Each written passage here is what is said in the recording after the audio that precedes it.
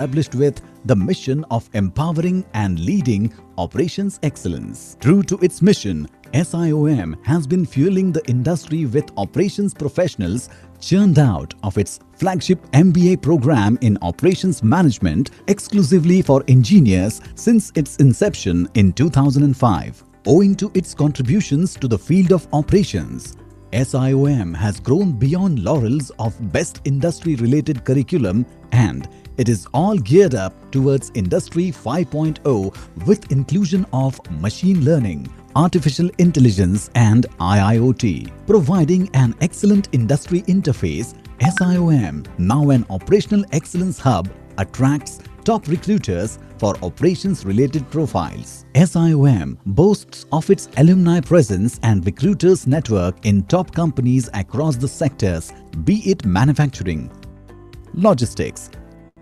retail, e-commerce, hospitality, banking and financial services, consultancy, pharmaceutical, and many more. Surmounting credibility by corporate recruiters is an outcome of holistic and multidisciplinary engagement of students, be it technical expertise, leadership values, or social sensibility initiatives, strategically woven in overall learning environment. Backed with robust project-based learning, Harvard simulations, case studies, research orientation and strategic industry interface through research conference, guest lectures, HR Summit, Operations Summit Tatwa, TEDx, and 2 internships. The students are all geared up to take on the challenges of rapidly evolving technological capabilities and value chain complexities, the critical areas of concern for every organization today.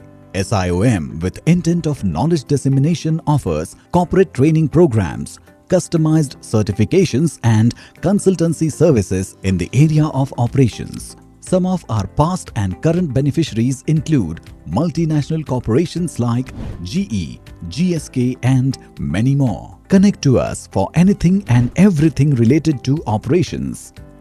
SIOM pulsates with the conviction that future CEOs and industry leadership will emerge from operations and supply chain domain, and we feel responsible towards it. This citadel of learning and competency development is exclusively for working executives, MBA aspirants, and the corporates. We act as catalysts to fuel their careers and of course develop operations competencies within organizations.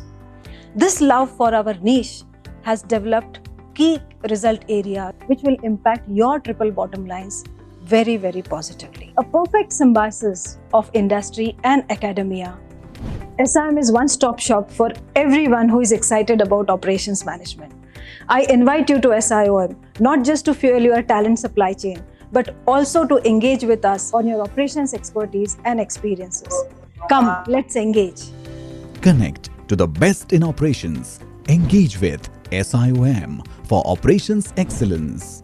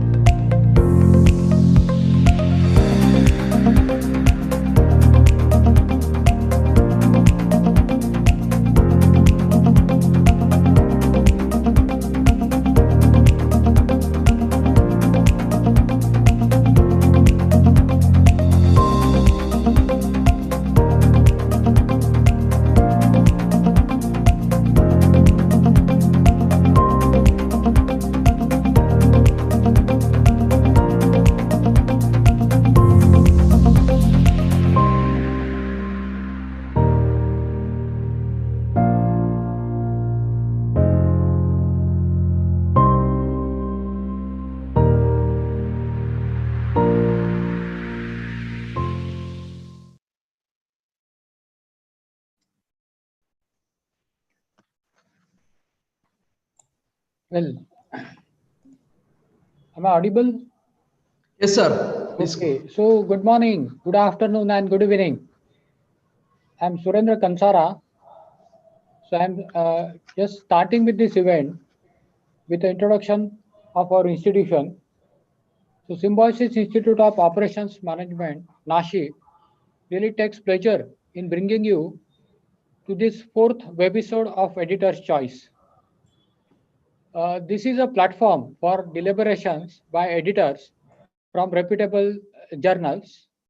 And today, as a part of this, we have with us Dr. Chen from the Department of Supply Chain Management, Rutgers University, the State University of New Jersey, who pioneers in the research in the field of operations and supply chain management. Before we hear him, let me introduce our director, Dr. Vandana Sononi, who would make the opening remarks. Dr. Vandana Sononi has rich experience that span over 32 years in industry, teaching, research, education management, and consulting. Her work in curriculum development focus on continually evolving competency requirement of the industry, culminated in the shaping of a niche institute in the field of operations management that SIOM stands for today, and speedily evolving into a center of operations excellence. Under her leadership, SIM backed best industry interface and best industry oriented curriculum almost every year since 2009. SIM also received the prestigious Education Excellence Award 2018 by the Confederation of International Accreditation Commission Forum in Delhi. She is recipient of the Distinguished Service Award by AIMS International for her contribution to fostering management research and Indian Leadership Award for Education Excellence by All India Achievers Foundation and the Outstanding B School Director Award in year 2019. She is on the steering committee of CII, India Women Network Council. She is an independent director on company boards and was recently appointed on the National Board of SME Chamber of India. Under her guidance, SIM contributed to meaningful research through work in humanitarian logistics, project management, sustainability solutions during the Mammoth Kumbh Mela at Nashik. This is the specialty of Nashik. She has led several research projects. Now, I hand over the session to Dr. Vandana Sononi for her opening remarks. Over to you, ma'am. Thank you, Dr. Kansara, and very good morning, Professor Chen. Thank you so much at the outset for joining us all the way from the East Coast, if I can say. And this is a wonderful occasion to listen to you. Very good evening to everyone, all the participants of the webisode 4. As you must have seen, and I can see a lot of regular participants here. You must be seeing that with every episode, the type of speakers that are gracing this occasion is absolutely wondrous, and the type of topics that we are talking about is so much relevant. COVID, as I always say, has taught a lot of things to us and is also a great, rich arena. I think a greenfield project for all researchers because it is giving us so many avenues, newer areas to research on. In fact, I was talking to a few educationists the other day, and the fact that we as a globe, and also as researchers or even practitioners, the fact that we were not really able to handle COVID as a disaster or as a pandemic really left us, should leave us thinking as to whether the research that was done in the good times was really futuristic or not. you know so does it leave lot of scope for all of us to be so alert about times that we live in, that we really research for future and be future ready and help practitioners, that's the industry, to be really future ready through our research. So necessarily, the whole idea of editor's choice is to bring senior researchers and editors of Repute journal to the closer to the academic writers, as I say, so that we really understand what people look for, what type of academic research is really welcome, and we prepare ourselves, as better researchers. So the whole this is the philosophy of editor's choice, and I'm very happy to see it really getting popular amongst very renowned universities, so as to say. So thank you so much, Professor Chen, for joining, and really looking forward to listen to you. I don't want to eat up your time, and I want the participants to gain more from you.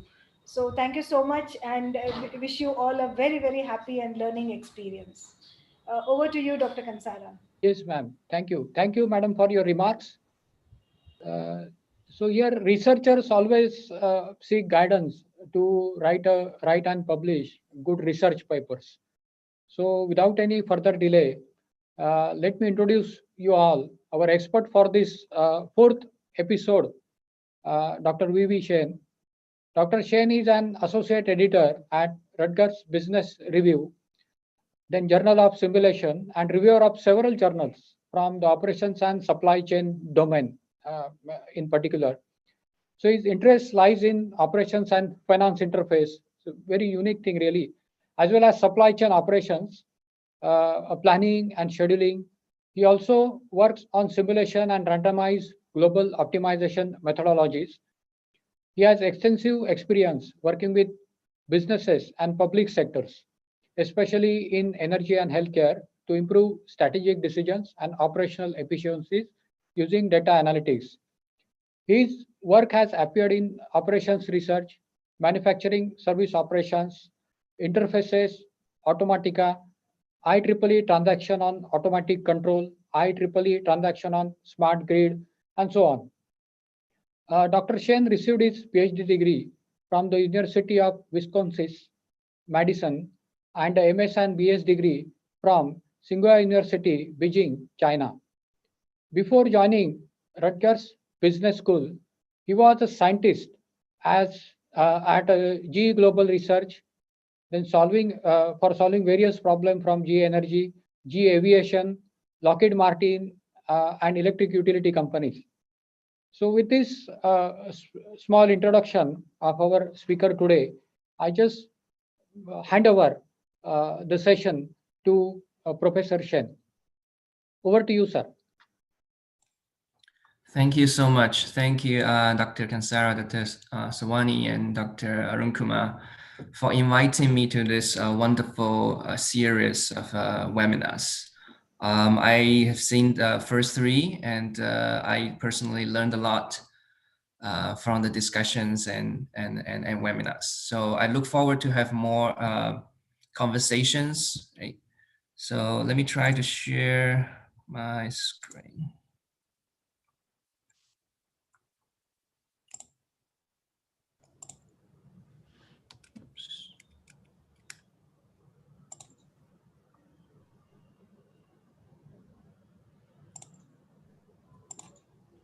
Can you see my screen?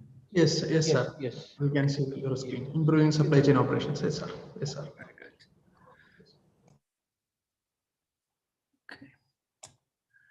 All right. So again, good evening, good morning, good afternoon. So this is my great pleasure and honor to be here to have this conversation with all of you. So I'm sort of tasked to talk a little bit about analytics, right? So because I'm now in the Department of Supply Chain Management at Rutgers Business School, so I'm going to lean toward how analytics can improve supply chain and impact supply chain operations and help drive the business values and business insights. And thanks again for the SIOM for inviting me to this great webinar series. So I would say that this is more, like I would like a more conversation rather than, rather than lecturing, right? So please feel free to raise your questions anytime during this talk. All right, so I think I'm going to start a little bit with my background, and because analytics is really, and both analytics and supply chain is a really big area, right? So I think through my introduction or background, I would help to shape the perspective where I come from. So this is just my personal view. Again, my sort of academic journey starts with my engineering oriented education in automation, right? So I got my bachelor degree in engineering, specifically in the automatic control. Then I had the master. When I studied for master degree, I sort of get involved in this national lab of computer integrated manufacturing systems, where I started to get a better understanding of manufacturing systems and as well as planning and scheduling, right? So when I was doing my undergraduate, I was more thinking about building robotics at a time. Of course, nowadays it all become relevant. Then as I am becoming more interested in planning and scheduling, I decided to go a little bit more study in the operations research and industrial engineering. That's when I came to United States. I started to get more research and study in optimization. My thesis was on randomized search for large-scale optimization problems, as well as some simulation-based optimization. Meanwhile, I was lucky to involved in a couple of projects that was sponsored by trucking companies here in the U.S. That's when I started to get involved with research in supply chain and logistics, which certainly is a huge area for application for analytics and optimization. After graduation, I joined GE Global Research. There, you can see that for my PhD is more, my research was more, in my view, to the field. It's more from the methodological point of view, right? So it's how algorithm can become more efficient in solving those larger scale optimization problems. But very interestingly, when I joined GE Global Research, I got this huge opportunity to apply these theories in various different application problems, right? Very interesting ones. For example, we have worked with GE Energy and some electricity companies, utility companies, some energy and smart grid projects. With GE Aviation and Lockheed Martin, we work on some air traffic management and airline scheduling problems. So I would say at that stage, it broadened my view to the application areas and how to do research from problem perspective, right? More problem-driven data analytics. So you can see, it's sort of, these experience helped me to mix methodology with applications.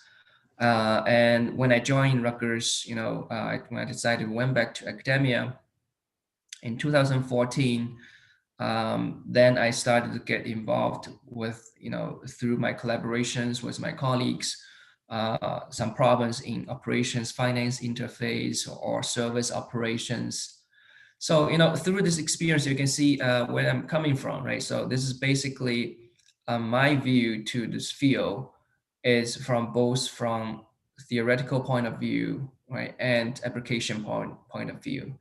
And my message here is, by combining theories with applications, we can really create values and insights. Right, so I'm sort of tasked to speak about analytics and research topic in general in operations management, which is a huge task. So here's some of my limited views, right?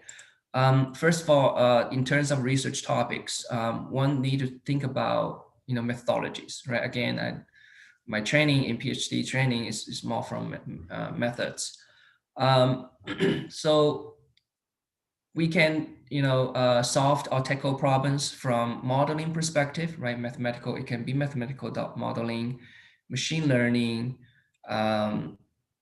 dynamic programming, all different kind of methodologies that can be used or control. But also I want to point out that, although I'm not doing very active research in empirical, I've seen a lot of great work in empirical research, right? So because when we try to build model, mathematical model sometimes has its limitations, and we have to make assumptions. When problem become very complicated, we do not only want our model to represent a real application, a real problem, but also we want our model to be trackable, right? Meaning that we can solve it and provide insights. So sometimes, when for complicated problem, it can become very challenging, right? From modeling perspective. So this is when empirical research can be very helpful, especially in nowadays. There are tons of operational data available. So I've seen very nice work in empirical area that tackle the problem from that perspective. So so both directions I think are very interesting. So there are many interesting applications as well, right? In operations management, of course, one cannot talk operations management without mentioning manufacturing, right? We have seen so many classical problems in manufacturing, but I want to point out that with the development of Industry 4.0, Internet of Things, we have seen very nice new applications in manufacturing field, right? Especially when, for example, auto manufacturers, when the customers has so many customized orders, right? How can automakers or other manufacturers can quickly respond to the customized requirements from customers? I think this is an interesting area to work on with IoT and Industry 4.0. Transportation and logistic, right? So this is a very classical area of application. And again, with new developments in the field, for example, cloud sourced drivers, right? Cloud sourcing. We have also seen interesting and new applications, right? In transportation and logistic areas. Humanitarian operations, right? So I've seen the previous two great webinars, right?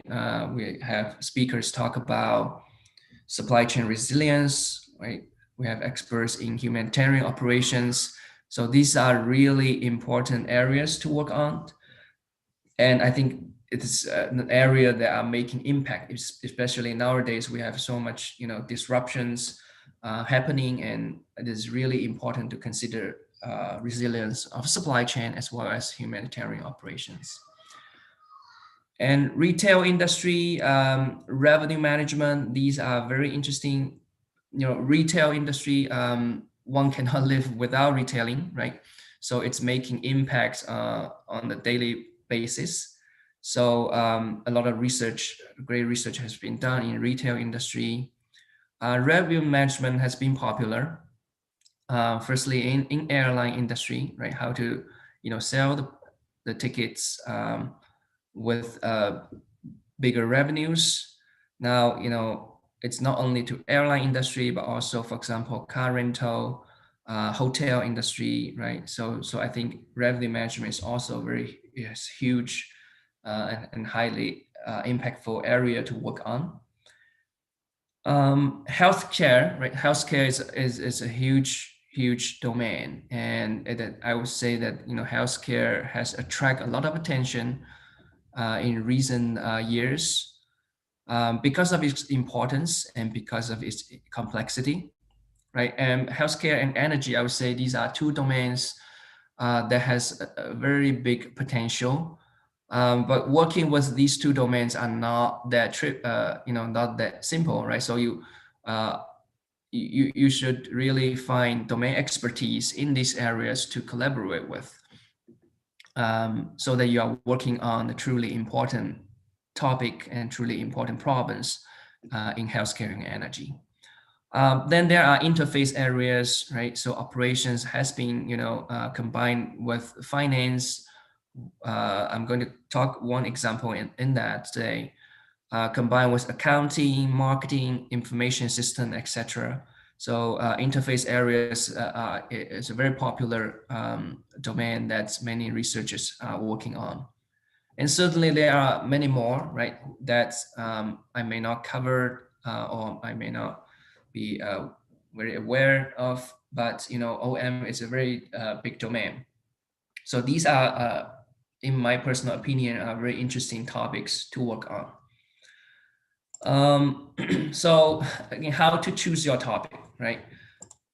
First of all, I think the first question that we typically ask ourselves is, which area now are you interested in, right? So I think research is a very, I would say, luxury activity that we got to work on problems that we are interested in. So if you can combine your interest with your research, that's definitely a fantastic thing.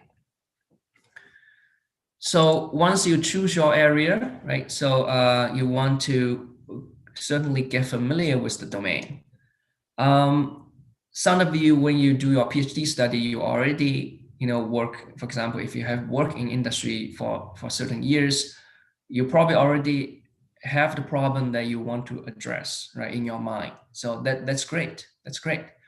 But if not, right, so say if you do your undergraduate, you continue with your PhD degree, how do you get familiar with the domain? For example, if you want to work in healthcare, in retail, how do you get familiar, right? So of course, reading, right? Reading help us to get familiar with different areas, reading books, right? Latest papers, and read a lot of articles and news, right? That help us to understand what's going on and what are important problems to solve and what are people are concerned with. I would say for certain areas, like I mentioned, for healthcare and for energy and maybe some other domains, it is very, very important to ask domain expertise, right? So you maybe, you will definitely get insight opinions from domain expertise when you talk to, for example, doctors in hospitals or experts in energy field, to get a good understanding of what the field is generally, really interested with, right? So solving those problems are critical.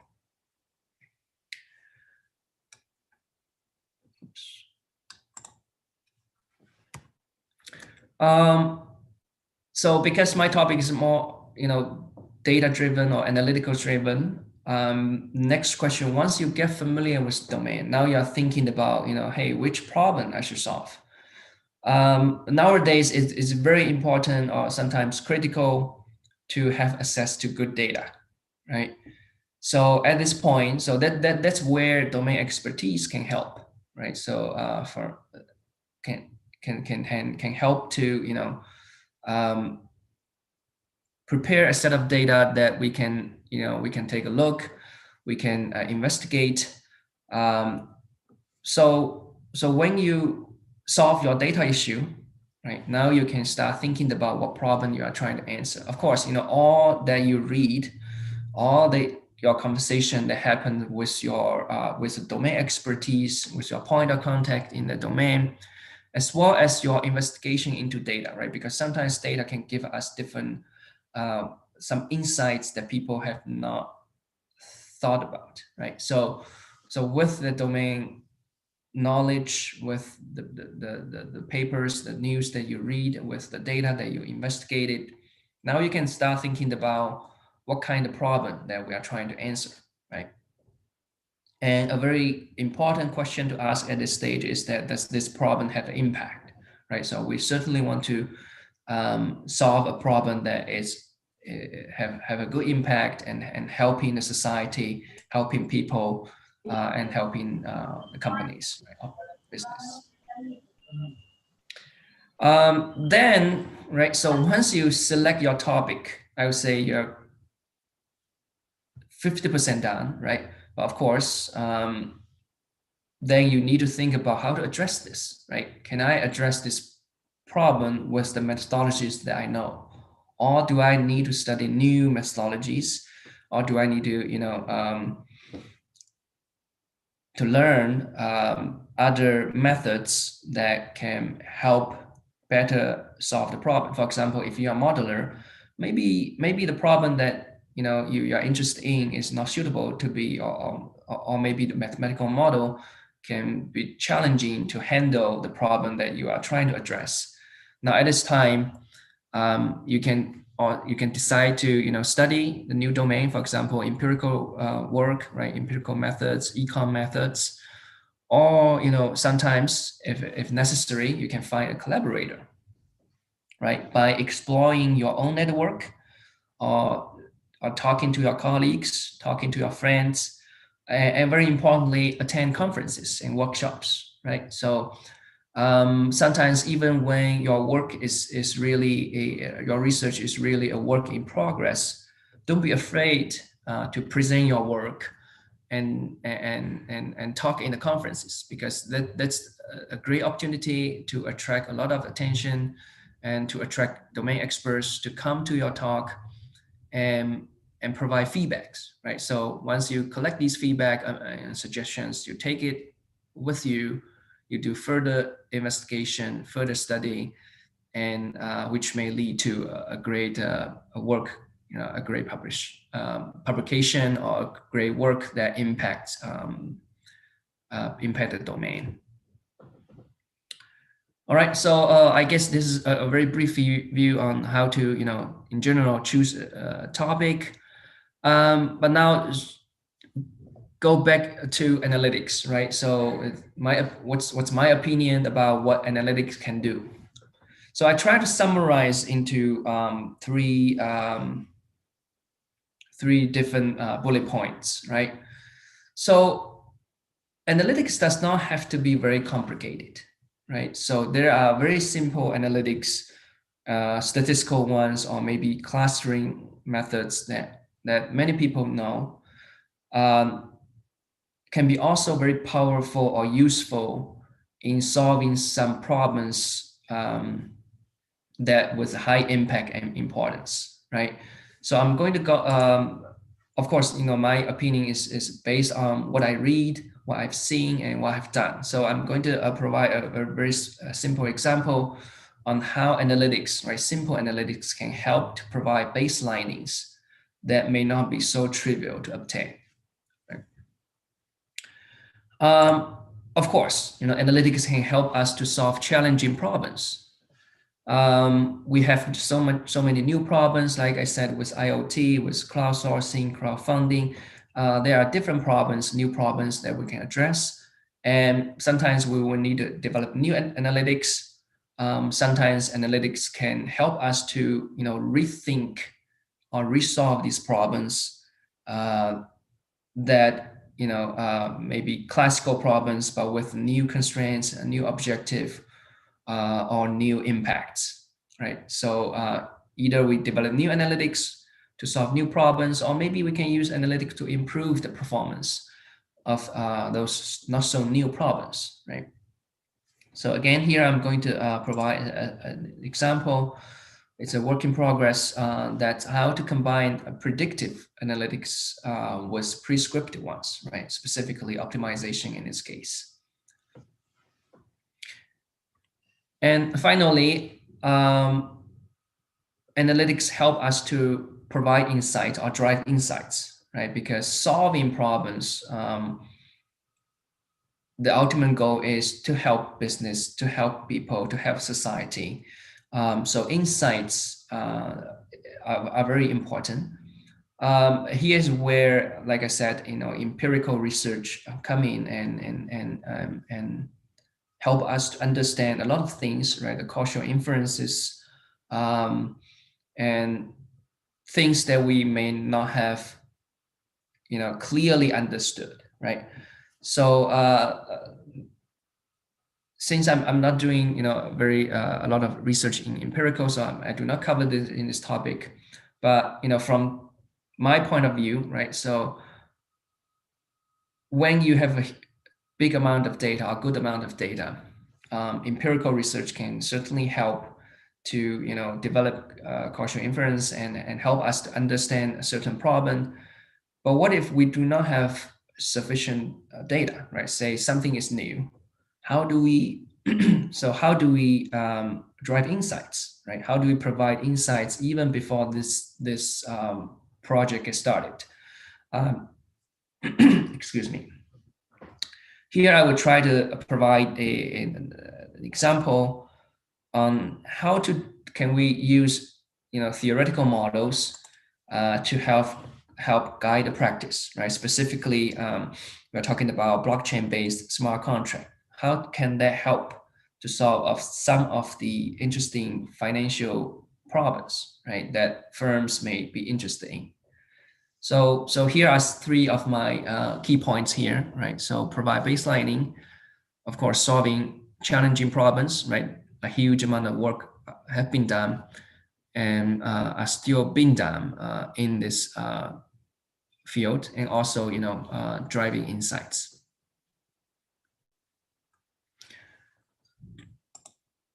So let me start with the first one, right? So how can we use very simple analytics to provide baselining or provide insights that we may not be able to do without analytics, right? So here I'm going to talk about an example in smart grid, right? Specifically in demand response.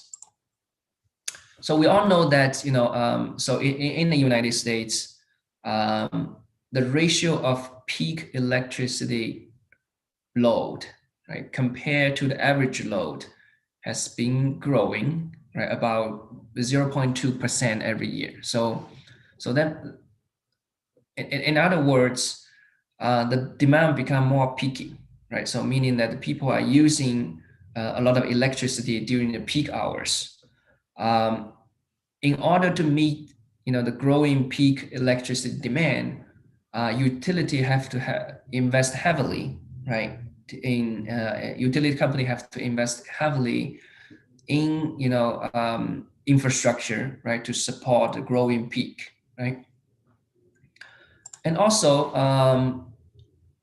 when utility company purchase electric or energy during those peak hours, right, they have to pay a higher price, right? So this is a chart, right? So the blue curve shows the electricity demand, right? I think it's in Kentucky. You can see that during certain hours, right, the demand is really high, but during regular hours, right, so the electricity demand is not so high compared to the peaky hours. So that means that in order to meet this peak, right, so utility has to invest heavily in infrastructure, but those infrastructure are sort of underutilized during regular hours, right? And also these red curve or orange curve shows the electricity price, right, that utility companies spend in acquiring or purchasing this energy, right? So we can see during peak hours, the price is higher. So this is very expensive for utility companies to either invest on the infrastructure to support a peak and to pay for the peaky price, right? So one of the thoughts is that, hey, can we sort of, if we have this, if you look at this dashed curve, which original demand, so can we somehow shave this peak, right? So meaning that some of the electricity demand, can we shave them to other non-peaky hours, so that we do not see such spike, right? And the price that the utility company pay do not have to pay during these high pricing hours. So one such program is so-called the demand response, right, in smart grid. So specifically, right, so one may ask, can we do so, right? Can we really shave this peak from peaky hours to non-peak hours? And the answer is yes, because so much electricity demand with what we call controllable, right? So utility companies has been implementing or experimenting with the critical peak pricing, right? Meaning that the utility companies will offer customers some financial incentive in exchange for opportunities to adjust the retail energy price during a certain period, right? For example, if I'm a regular customer, I may pay, say, 20 cents per kilowatt hour, right? Now, if I'm joining this so-called critical peak pricing program that utility company offers, my unit price may be lower to, say, 18 cents per kilowatt hour. But what I give the utility company is that they can, for example, during the summer periods, they get 20 opportunities that they can send a signal to me one day in advance saying that, hey, during 1 p.m. to 3 p.m. tomorrow, your energy price during this hour can be 50 cents per kilowatt hour, right? It's much higher than the regular price I pay. But what I get is generally the lower price during regular hours, right? So this can be done because, you know, we can see that quite a big portion of electricity demand are sort of either storable or deferrable, right? So for example, if I know that tomorrow during 1 p.m. through 3 p.m., the electricity price will be 3 times as higher as my regular price, then I'm probably okay to, you know, to preheat my pool or preheat my hot water such that I do not have to use a lot of energy during this peak area, right? So I sort of shift my demand from the peak area, which is 1 to 3 p.m. to a non-peak area, a non-peak time period. Also, some of the electricity loads are deferrable, right? So if I know 1 to 3 peaky hours, I probably do not have to wash, right, my clothes during this period. I can do it earlier, I can do it later, right? So it basically says that opportunities are there, right? Nearly 75% of electricity loads can be shifted or shaved. And what's the development of smart meters or smart thermometers, smart appliances? You probably don't have to even control it by your own, right? So those, you know, smart equipments can help you to communicate with the electric utility companies and adjust the temperature or adjust the energy usage for you automatically, right? So the opportunity is there. But there's a big question to ask, right? So a big question is how much load reduction that the utility company are seeking, right? So of course, there are other questions about when to trigger these events and who to target on, right? So, but the first question to address is that, hey, if the utility company is offering me as a customer this program, right, the critical peak pricing program, do they shave enough load, right? So using some simple analytics, right, we were able to, right, this is a project that we have done when I was at GE Research. So it's so-called cohort-based baseline estimation, right? So the challenging here is that how can I know how much load reduction or energy reduction can be achieved by subscribing a customer into this program, right? So I will need the utility companies will need a very sort of accurate estimation on how much reduction can be achieved, because overestimate, right? If you overestimate you basically do not have sufficient reduction at that peak hours, right? You do not achieve your goal of shaving the peak.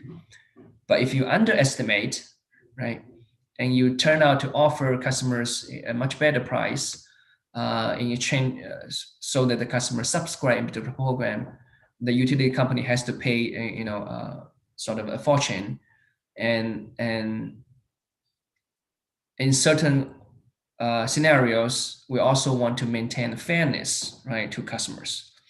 So this is a very interesting problem to work on, right?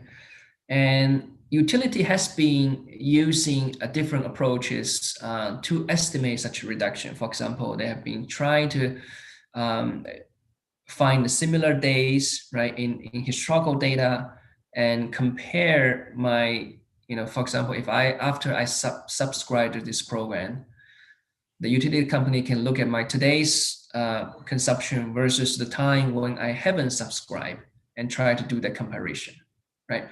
But it turned out that there's a big, because there are human sort of behavioral changes during this period, right? So if I want to think about it, if I want to intentionally, right? Because if the utility company is paying me based on how much energy I save during the peak hours, I, as a customer, can intentionally lower down my energy usage before I subscribe, right? And I can intentionally, increase my usage before I subscribe and control my usage after I subscribe. So it turned out that my energy reduction is big, right? But consider that because I intentionally increased my usage, that was not my normal behavior, right? So that leads to some of the, the big errors that the utility company has observed. So a simple idea is, hey, because we have some customers subscribe and some customers do not subscribe, right? Instead of looking at historical data, can we compare two different groups, say the demand response group versus the control group, meaning that the customers do not subscribe into this program, right? So basically, right, the idea is that if I can find a customer who have a similar energy consumption behavior before subscription, right, and treat them as a control group, and then compare to those customers who subscribe to this program.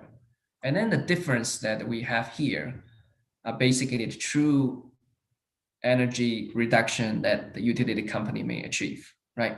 And based on this estimation, then they can start to think about whether they want to expand the program or they want to shrink the program, and who are the right customers that they should target on, right? So very simple idea. To this end, we can do two things. One, we can basically use the power consumption profiles, right? So we have done some clustering based on customers' historical consumption behavior, right? So for example, these represent customer with high energy usage. These represent customer with low energy usage.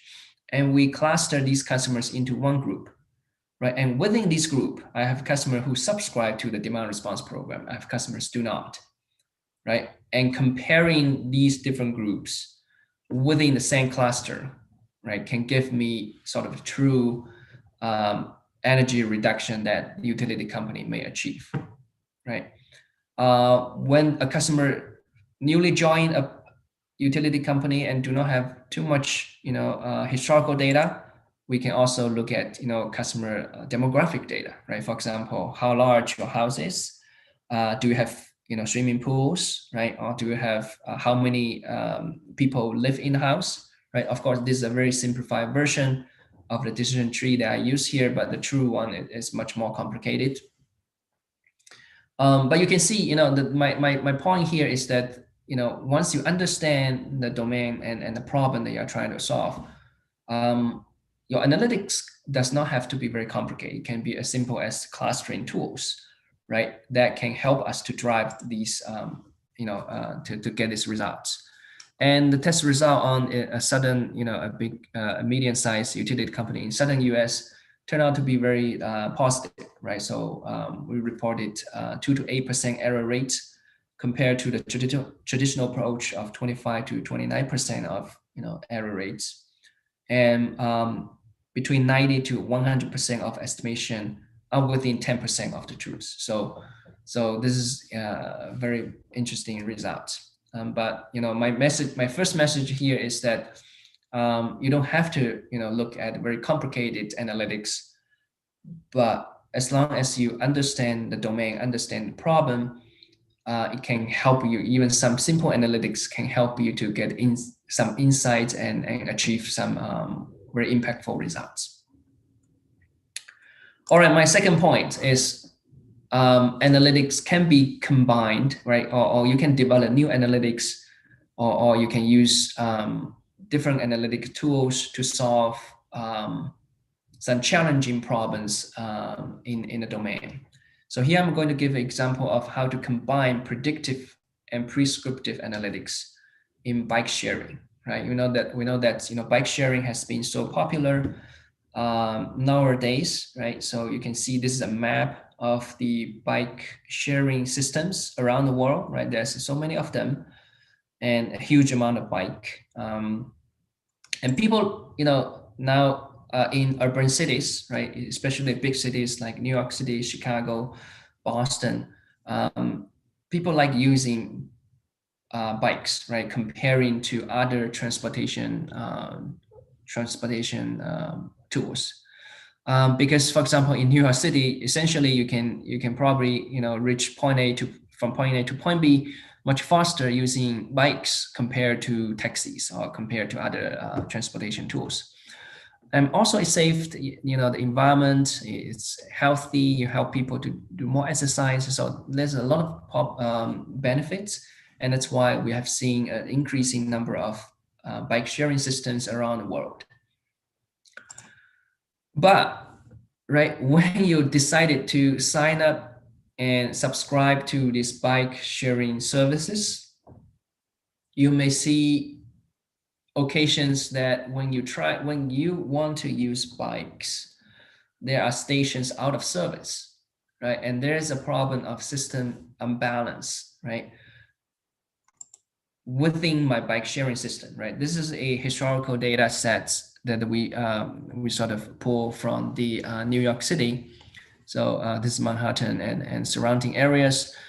The red dots, right, represent the incoming flow, right? Meaning that there are more bike drops, right? Drop-offs than bike pickups, right? And blue dots represent the locations where you're seeing more pickups of bikes than drop-offs, right? You can see that during the morning hour, these locations have much more drop-offs, and these locations have more pickups.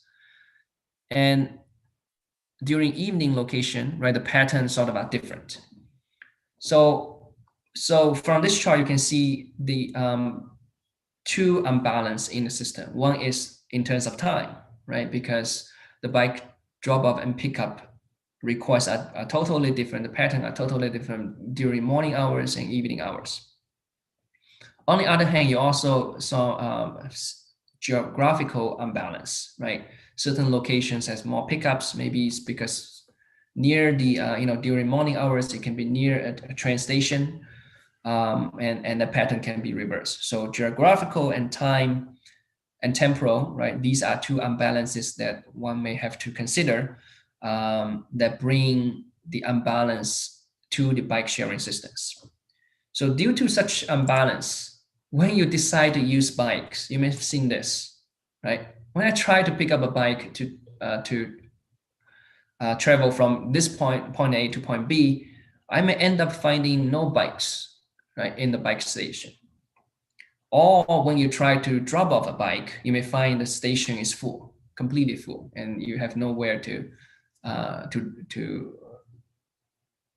drop off the bike, right?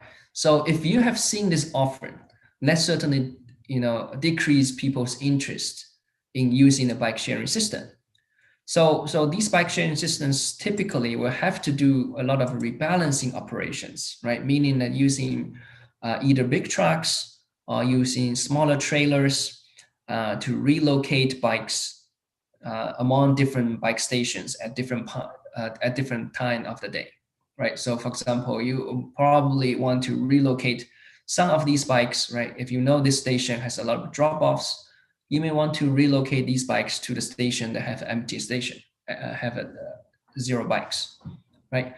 And these operations, they definitely take a lot of effort and a lot of money, right, for the bike sharing systems. So the question here is, how can we efficiently using analytics to solve this bike rebalance operations problem? So here the goal, right, is to minimize the operational cost for rebalancing the bike among stations, but also maintain a good service level of these bike stations, right? So that the people will have bike to use when they want to and have, you know, available docks when they want to drop off the bikes. There are static rebalancing, meaning that, you know, overnight the system can, you know, have, you know, because when there are much less activities in the system, right? For example, during midnight, the system can, you know, use large truckings to help to rebalance this bikes among different stations, or maybe those the rebalancing can be done throughout the day, right? So and such optimization problem can be formulated as a large scale mixed integer linear programming, which can be challenging to solve, right?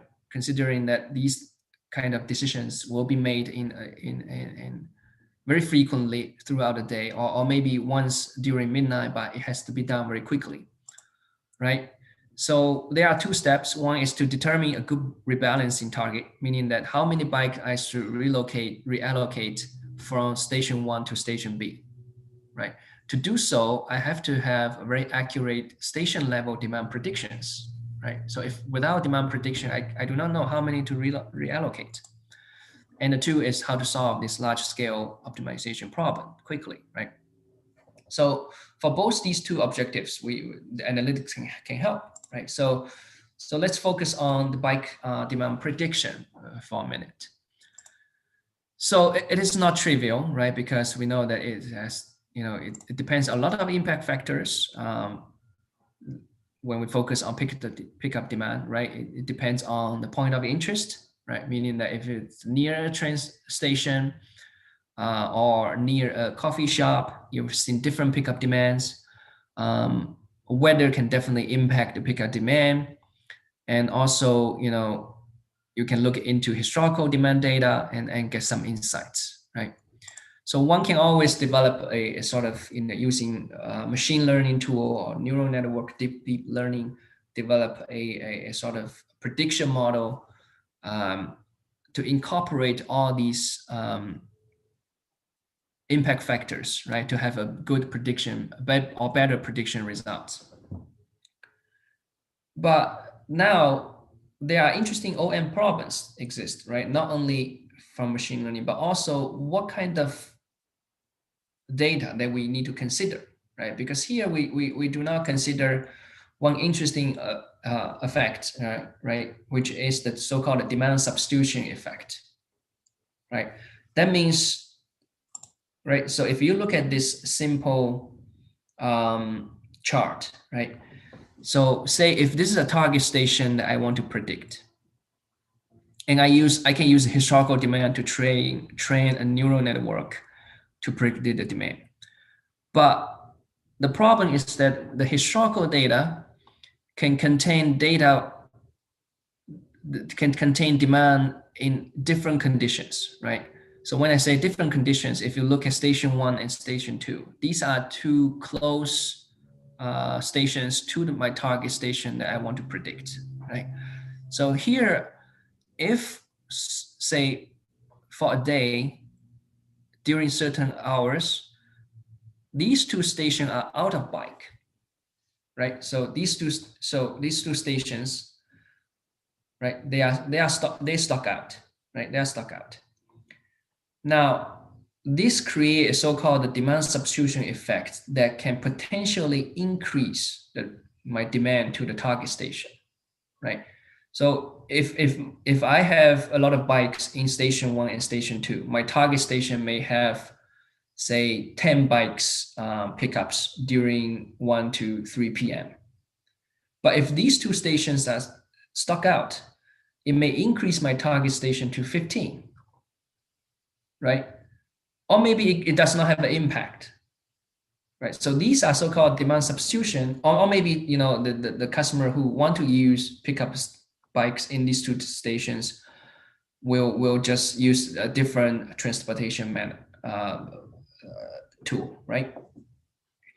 So that means the historical data are, you know, embed the historical demand when the station are stuck out or do not stuck out. So we have to consider this effect, right? You cannot just, you know, take the data and put it into a neural network and just train it, because here the data that we use as input may not be the true demand that you observe, right, at my target station.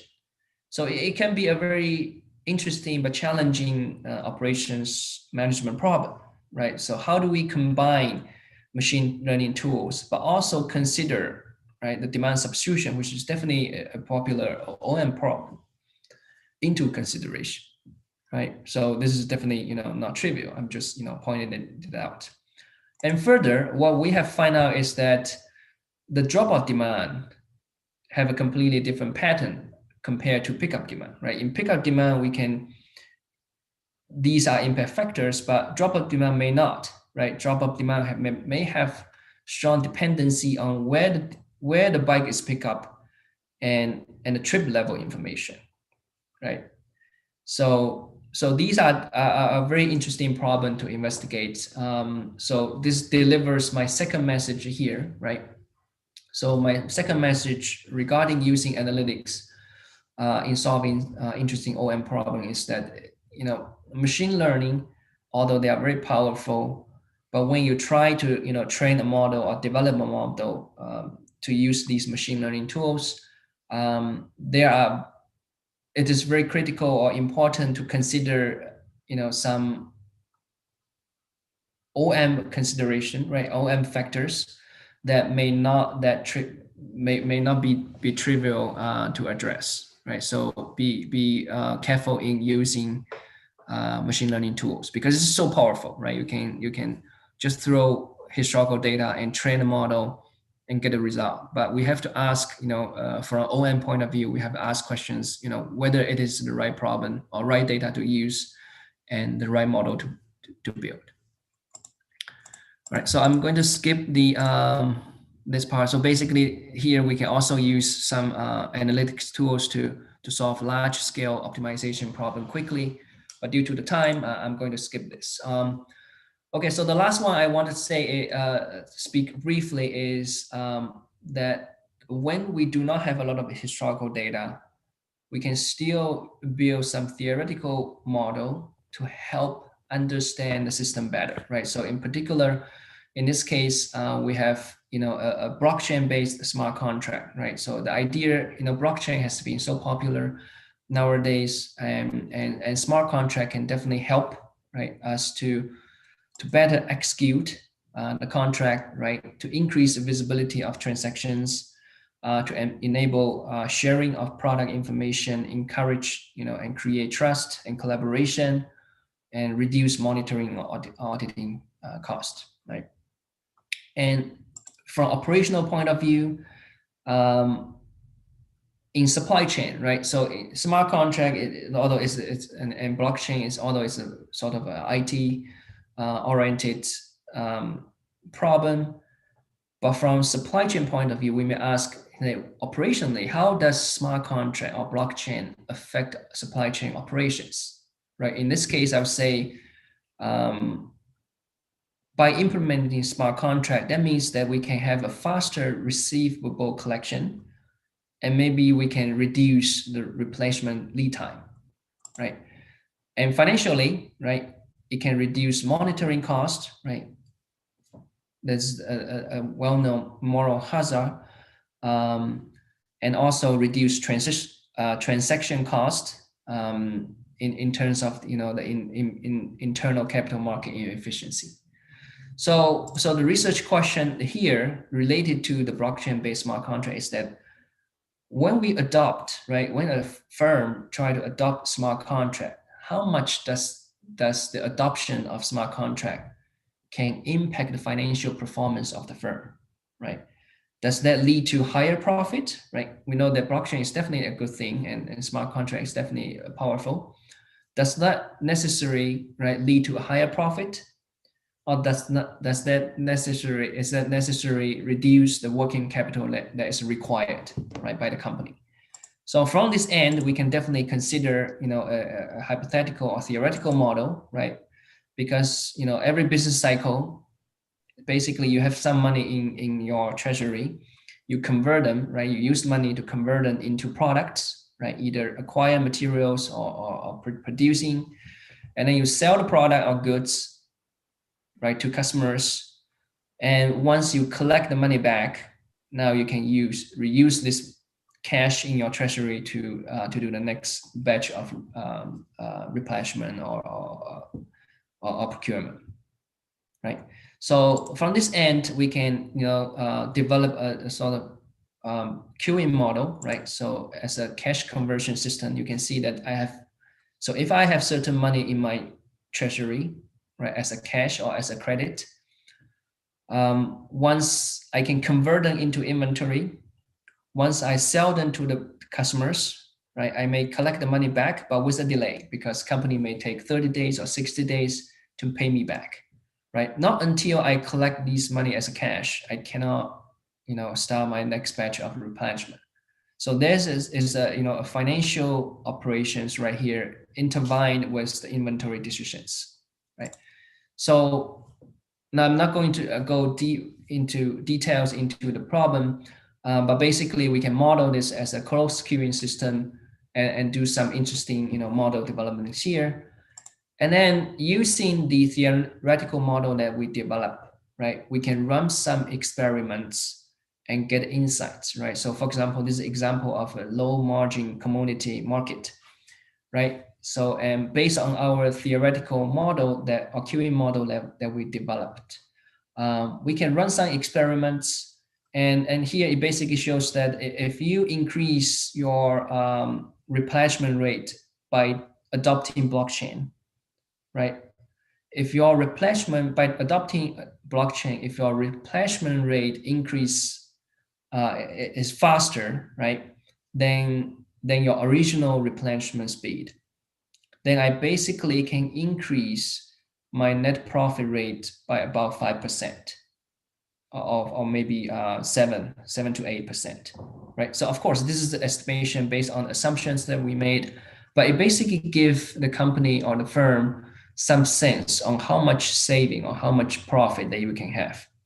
And also it shows that if you see this chart, right, it basically says if you increase your replenishment rate or increase your receivable collection speed, right? Previously, it took 60 days to collect your debt, right? Now it took you basically 30 days by utilizing smart contract and adopting of blockchain. How much of saving that you will need in terms of working capital? I basically need less working capital, right? Because my operation runs faster because of the blockchain and smart contract, right? So it gives you a sort of idea. Of course, the data has to be verified using the true operational data by the company, but it gives you a sense of how much, and then your managers or your CEOs can, based on this information, to decide, hey, should I really deploy blockchain, or how much benefits it can achieve. All right, so some final thoughts. Sorry, I probably take a longer time than I should. First of all, analytics provides new opportunities to do a lot of interesting research, right? You can certainly solve challenging problems. We can, revisit some of the existing problems, but with new requirements, with new computing abilities. And finally, we want to drive business insights. And through the 3 examples that I provide here, one message I want to deliver is that analytics work better when you combine it with the domain. When you understand the domain, you can use analytics to create impact, to generate value, and importantly, to help people, right? And finally, from OM point of view, we are not, in information technology. So it is some tools in analytics, including machine learning, can be very powerful. But also, I'm calling for a caution that we need to know how and know why. So from OM perspective, we probably, do not only want to see a better result, but also try to understand what leads to, to the better result. So these are some thoughts that I try to share with the audience and trigger some discussions. And with that, I thank you for the opportunity. And if we have any questions, okay. We can have some discussions here. Yes, Professor Chen, thank you very much for your very insight on these different sectors. So with this, we now move on to the questions and answers. So I can see a question in a chat by Professor Dmitry Ivanov. So Professor, if you can address this question first. Sure. Can you see this chat question? Let me try. Chat. Yeah. So if not, I can read it for you. Yes. Okay. Sure. So the question from Professor Ivanov: we should. What should we teach in supply chain analytics course at the master and PhD level in order to enhance young researchers with rigor methodological knowledge, which will help publish in international journals? Is analytics still in operations management domain? Yes. Or is the supply chain area moving to a business informatics department? Okay, so so my friend, this is a really, really good question. I will try to address from two of your questions here. First of all, what should we teach, right, in supply chain analytics? So basically, I think some just try to echo to what my slides, the message that I try to convey in my slides. I think analytics, because we are not a computer science program, right? So our research are more from the problem point of view, or from the try to create business values or impact using analytic tools. So it is, of course, very important to offer those theoretical courses in analytics, right? So for example, one need to know machine learning, how to run regression, how to run a support vector machine, neural network, in order to be able to provide the results. But I also want to emphasize that we need to offer some courses that demonstrate how to use these analytical tools to solve the right problem and drive the insights, right? So I want to separate this process into 3. One is to identify the right problem to solve. The second one is to use the right tool to solve the problem. And the third one is to summarize and convey the insights that we obtain using analytics to the audience. Right, so I think we know how to do the second part, to teach analytics, and but I think from OM point of view, identify the right problem is also very important, because nowadays we have a lot of data. So maybe I would say in certain courses that we help students to read article, read news, and then give them a set of data that they can explore and try to find out what is the problem. What is the interesting problem to address? That can be, I think, helpful for students, who may not necessarily go to the analytical route, but also, still staying in OM fields. So that's my thoughts. But also in general, I would say that, all master and PhD students should be trained how to take the result and summarize it and present it in a nice way to the industry, right? Because eventually we want to make impact and make changes. I've seen students have done tremendous work in analytics, but then throwing a lot of data and table into presentation slides without summarizing it. So that is something that we want to consider enhancing in our education. Yeah. So your second question is analytics still in operation management domain, or is the supply chain area moving to business informatics department? This is a very interesting question. So I think we have seen the OM departments try to create a branch, at least in artificial intelligence or analytics, in the recruitment and assistant professor or postings. You will see, hey, one need to know artificial intelligence or analytics, to as part of the requirement. So I think that's that echoes my second problem, which is the bike sharing. So we are not different from the computer science, from machine learning information system community. They tend to develop very nice methods in machine learning to help improve the accuracy of the predictions. I think in OM field, we in general demand more in answering why it happens, right? So that means that we do not only want to see a better result, but also want to try to answer what makes the result become better, right? So in a bike sharing system example that I provided, I would say, hey, one can easily throw in historical data into build a complicated neural network and provide better prediction results.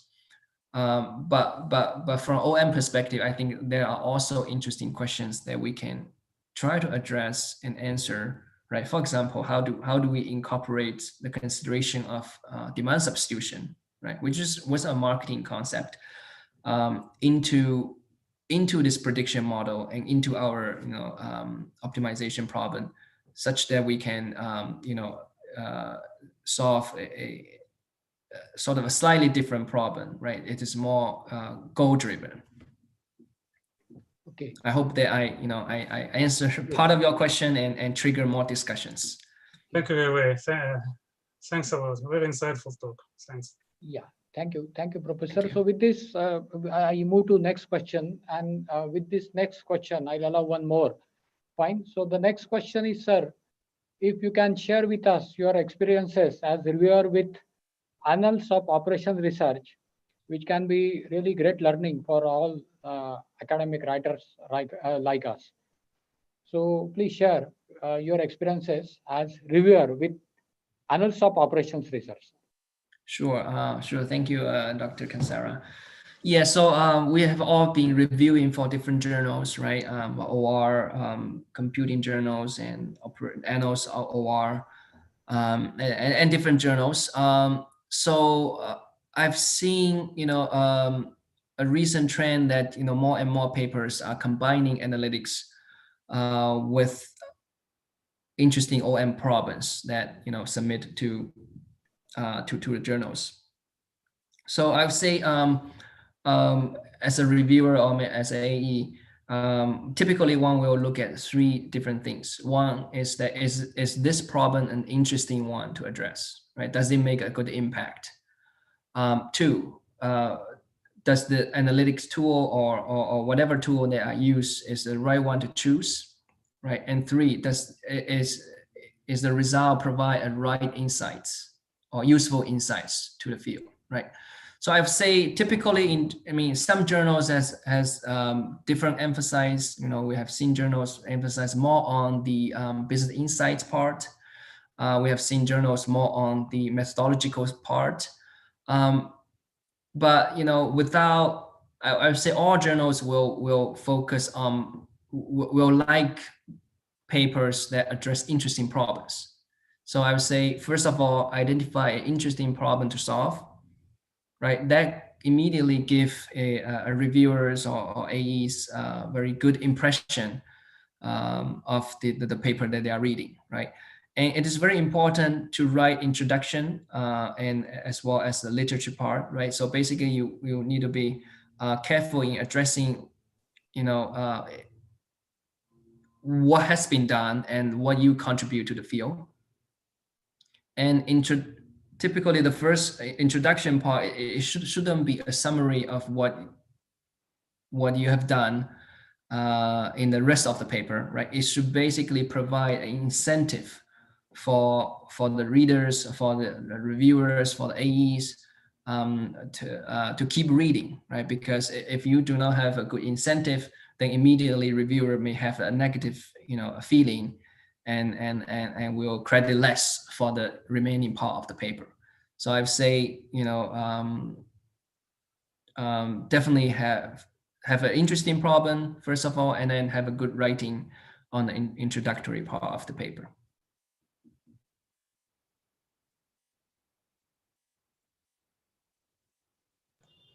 Kansari sir, you are mute. Yeah, so with this, we move to the last question. And this is from one of our MBA student, Rajashri Nath. So she asked that as a beginner, how to include analytics in research paper? How do we use analytics in how to include wonderful question. Yeah, how to include analytics in research paper? How do we use analytics in research paper? Yeah, thank you for the question. It's a wonderful question. Analytics, first of all, we want to understand what analytics is used for, right? So as my 3 examples show, and you don't have to use very complicated. I mean, you can certainly develop very complicated neural network or other tools in your research, but it doesn't have to, right? So for some problems, maybe some simple or straightforward analytics can already help to address a very interesting or impactful problems, right? So just to echo what the previous question, right? A good paper typically have 3 parts. 1 is interesting problem, an impactful problem to solve. 2 is using the right analytical tool to solve this problem. And 3 is to generate impact. So say if you do not, as an entry student, you do not haven't developed very sophisticated methodology yet. But if you are solving a very good problem and using the right analytics, and then finally you can show that even the simple analytics can, for example, help improve the baseline or improve the performance and drive some business insights, I think that could be already a very interesting paper to read, right? So you don't have to, of course, it's good to have, both problem, methodology, and results, as better as possible. But if as an entry student, if you haven't developed sophisticated methods yet, I would say, solve an interesting problem, choose the right tool, doesn't have to be very complicated, and then provide insights, right? Present that insights. So that can get you started. And then you start developing more, understanding of analytics and of course, solving maybe more complicated and more impactful problems. Yes. So we have some time to address one question from Mario. If you can see, sir, that which are your recommendations for published to industry background authors? So this is typically addressed for industry background authors. How should they publish? Yeah. So so I would say this is again another great question because the reason why we do research, right, is to finally see our analytics being adopted, right, by industry people and make a true impact. some problems are naturally, right? So if you are, for example, solving a, say, crowdsourcing problem, right, to a logistic problem, naturally you are attracting industry people to read it because your problem is relevant, right? So first of all, to make your problem relevant to the industry people, one way is to definitely ask the questions, to your point of contact in the industry to make sure that the problem you are solving is the ones that are really interested by the domain experts, right? By the people who are practicing it, right? By the practitioners. So that's the first thing. And even if you are using a complicated analytics that they may not have the time to read through, they may end up, contacting you saying, hey, you have addressed this problem, the result turned out to be good. Maybe let's have a collaboration, or can you maybe have to do a consulting work to see how this problem can be better solved. But a lot of industry also have a very strong research team, so maybe they can also investigate your research method proposed and adopt in their implementations. So we have some journals, for example, journal we have Informs as Journal of Interface now. I think the name is Journal of Applied Analytics. It emphasizes on the results. So basically, to publish on the Journal of Applied Analytics, you have to have industry support, right? So you need to provide a support letter stating that your problem have made a big impact in certain field and truly implement it. So that, I think those kind of journals attract, I would say, many readers from the industry. But in general, this is a great question. I think, all our editor-in-chiefs are trying to say, hey, how can we raise our the relevance of our research so that more people, not only in our research field, but also in industry, will read our papers and use our approaches that proposed. So so your question is definitely on on the right direction that we are trying to achieve. Okay, so with this we come to the end of this session. We had really overwhelming response to the event from all this research fraternity. And as we come to end of this 4th episode, I request my colleague Dr. Arun Kumar to propose a vote of thanks for this episode. Yes, over to you, sir. Arun Kumar, sir. Thank you, Kansara sir. Thank you. Am I audible, sir? Yes. Okay, thank you, sir. So on behalf of SIOM, I take this opportunity to thank all of those who have directly and indirectly contributed to this episode of Editor's Choice organized by our institute. At the outset, I thank our speaker, Dr. Chen. Sir, we are really enlightened with your knowledge and presence.